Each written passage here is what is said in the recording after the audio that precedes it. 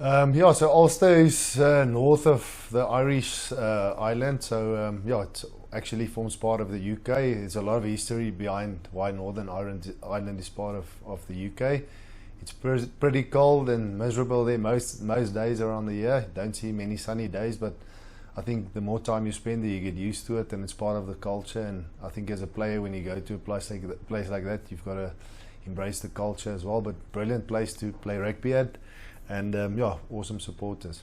Yeah, so I was at the Sharks back then, and Johan Miller actually just signed for Ulster, and I made a joke and said you must ask if there's not a place for a number 9 at Ulster as well. In that time, Isaac Bosch, who played for Ulster, moved to Leinster, and yeah, a few weeks after just making the comment as a joke, David Humphreys phoned me, who was the director of rugby at the time, and said, listen, there's a spot if I'm keen to come. Yeah, so negotiations started, and yeah, flew over to Belfast. Didn't know where it was situated, didn't know much about Ulster.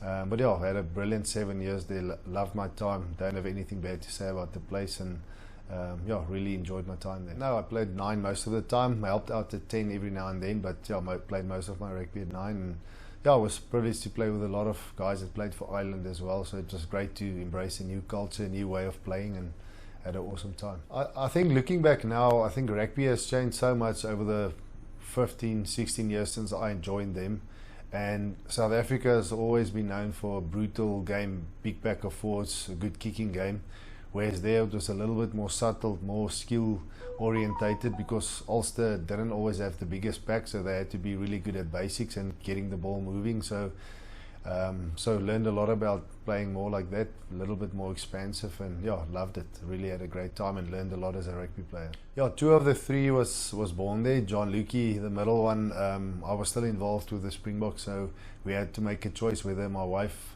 stays back there with LeMay, who was born back then already, and with no support, or come back here. And yeah, so John Luke was born here, but my eldest and youngest was born there. So yeah, still have a strong connection to that with my kids being born there, and will always be a special place to us. Yeah, I think obviously Amsterdam first. I think, as we know, this time of year is pretty cold. It's freezing at the moment. So to train in conditions like we had the last few weeks in Bloem, where it's really hot and dry, and then to prepare yourself for that is a challenge in itself. And then I think Ulster has been playing really good rugby. I think they're 3rd in the URC log at the moment. They've got a fairly young squad that's come through the system the last 2-3 years, and probably struggled a little bit a few years ago. Whereas now those guys have played URC 2-3 seasons, and you can see they've improved a massive amount, and they've stuck with the same players after losing a number of more experienced guys, either through retirement or moving on to different clubs. So I think it's an exciting time for them as well. But yeah, I think the brand of rugby they play is attractive. They put teams under pressure with ball in hand, and then they've got a halfback pairing that takes control, a really good kicking game, a young but exciting pack of forwards that's quite powerful as well. So yeah, it's a big challenge, especially for us that we don't play rugby as much as they do.